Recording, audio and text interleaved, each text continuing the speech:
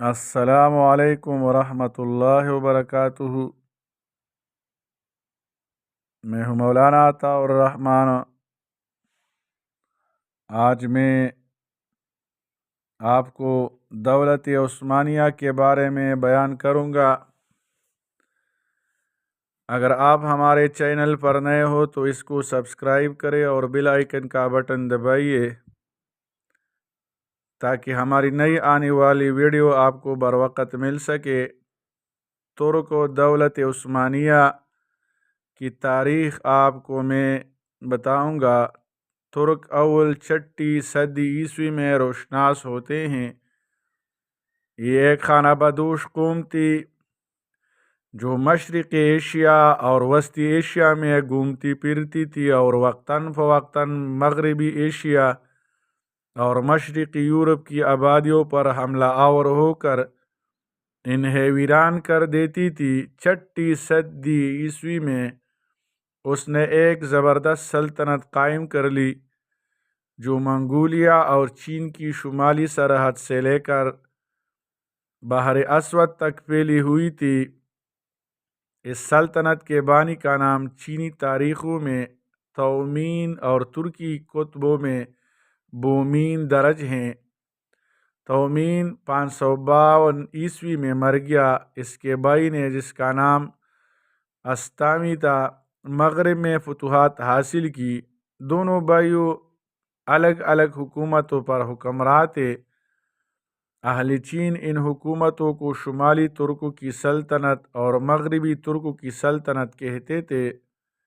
پہلی صدی ہجری یعنی 7ویں صدی عیسوی میں ان دونوں حکومتوں کو سلطنتی چین کے تحت قبول کرنی پڑی، لیکن 63 ہجری 682 عیسوی میں شمالی ترکوں نے چین کی فرمان روائی سے آزاد ہو کر اپنی سابق خود اختیاری پھر حاصل کر دی۔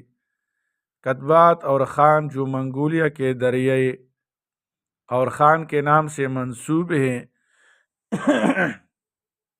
اور ترکی زبان کی قدیم ترین یادگار ہے، ترکوں کی اسی شمالی سلطنت سے تعلق رکھتے ہیں۔ یہ سلطنت 744 عیسوی تک قائم رہی۔ مغربی ترکوں میں ترگیش کا قبیلہ سب سے زیادہ ممتاز تھا۔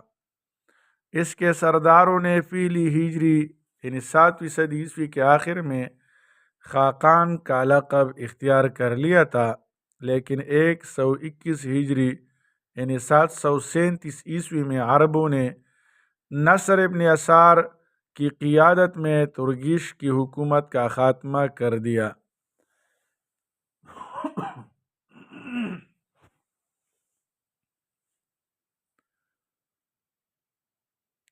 ترک اسلام میں ترکوں اور عربوں کے تعلقات پہلی صدی ہجری میں ولید اول کے عہد خلافت سے شروع ہوئے۔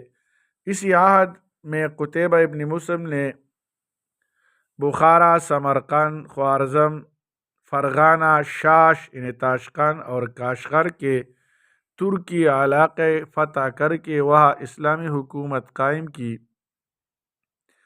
لیکن ان فتوحات کا اثر ترکوں کے قبول اسلام پر بہت کم پڑا اور وہ بدستور بت پرستی کرتے رہے۔ البتہ سمرقند میں قتیبہ کی بت شکنی نے بت پرستی کا خاتمہ بھی کر دیا۔ جب قتیبہ وہاں پہنچا تو اسے بہت سے بت خانے نظر آئے جن کی نسبت عام طور پر یقین کیا جاتا تھا کہ ان کے ساتھ بے ادبی کرنے والا فوراً ہلاک ہو جائے گا۔ قتیبہ نے ان بت خانوں میں آگ لگا دی، مگر اس پر کچھ آنچ نہ آئی۔ یہ دیکھ کر بت پرستوں نے اسلام قبول کر لیا۔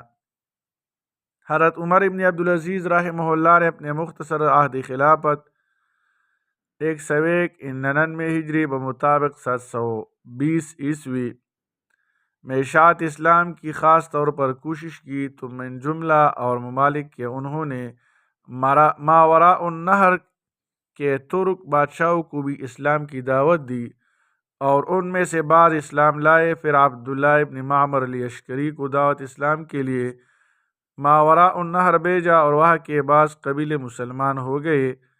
اس کے بعد خلیفہ ہشام کے عہد 743 میں ابو سیدہ کی تبلیغ سے ماوراء النہر کے لوگ کثرت سے اسلام میں داخل ہوئے۔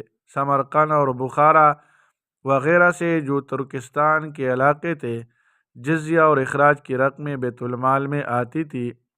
خراج کے سلسلے میں ترکستان سے لونڈیا اور غلام بھی بھیجے جاتے تھے جو رفتہ رفتہ اسلام قبول کرنے لگے۔ پھر بھی معتصم باللہ کی خلافت 227 یعنی 842 تا 833 تا 842 تک ترکوں میں اسلام کی اشاعت عام طور پر نہ ہو سکی۔ سب سے پہلے خلیفہ منصور نے ترکوں کو فوج میں بھرتی کرنا شروع کیا، لیکن اس کے عہد میں ان کی جماعت بہت قلیل تھے اور فوج اور حکومت میں صرف عربوں اور ایرانیوں کا اقتدار تھا۔ ہارون الرشید کے زمانۂ خلافت میں اہل عرب اور اہل روس کے درمیان جو حریفانہ کشمکش پیدا ہوئی، اس نے امین کے زوال کے ساتھ عربوں کی قوت کا بھی خاتمہ کر دیا، اور مامون کے عہد میں جس کی ماں ایرانی النسل تھی، ایرانیوں کا زور بہت بڑھ گیا۔ اس کے بعد جب معتصم خلیفہ ہوا تو اس نے ایرانیوں کے اقتدار سے خائب ہو کر ترکوں سے مدد حاصل کرنی چاہی، اور چونکہ اس کی ماں ترک تھی اس لیے طبعاً اسے ترکوں کی جانب میلان بھی تھا۔ چنانچہ اس نے ہزاروں ترک غلام خرید کر انہیں اسلامی تعلیم اور فوجی تربیت دی، اور اب فوج میں ترکوں کی تعداد اور قوت تیزی کے ساتھ بڑھنے لگی۔ گبن لکھتا ہے کہ معتصم نے جو اس خطرناک مثال کا سب سے پہلا بانی ہے، 50,000 سے زیادہ ترکوں کو دارالخلافت میں لا کر آباد کیا۔ اس نے ان کے قلعہ کا ریشمی لباس تجویز کیا اور زرعی ٹھپ کے وردی میں شامل کیے، جس کی وجہ سے ترکی دستے دوسری فوجوں سے ممتاز معلوم ہوتے تھے۔ ہر سال ہزاروں تک غلام پائے تخت میں لائے جاتے تھے، ان میں سے کچھ محافظ شاہی دستہ میں شامل کیے جاتے تھے اور باقی فوج میں بھرتی ہوتے تھے۔ جو اپنی قابلیت میں زیادہ ممتاز ہوتے تھے وہ فوجوں کے سپہ سالار مقرر کیے جاتے تھے۔ جو ترکوں کی قوت فوج میں بڑھتی گئی، عربی دستے کم ہوتے گئے۔ ترکوں کو چونکہ خلیفہ کی خاص سرپرستی حاصل تھی، اس لیے وہ کسی کی پرواہ نہیں کرتے تھے اور بغداد کی سڑکوں پر بے تحاشا گھوڑے دوڑاتے تھے۔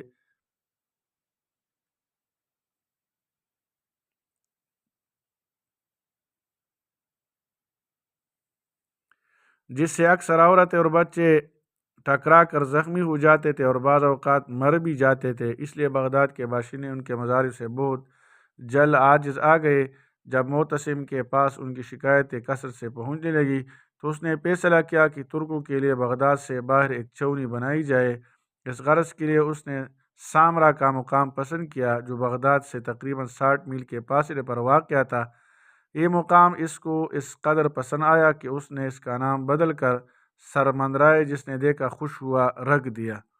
فوجی بارکوں کے علاوہ خلیفہ اور وزراء کے لیے بھی عالیشان محل تیار کیے گئے، اور چونکہ معتصم نے بغداد کا قیام ترک کر کے اپنی ترک سپاہ کے ساتھ سامرا میں رہنا شروع کر دیا تھا، اس لیے رعایا کے ہر طبقہ کے لوگ اسی نئے شہر میں آ کر آباد ہونے لگے، اور تھوڑے ہی دنوں میں سامرا ایک نہایت پررونق شہر بن گیا۔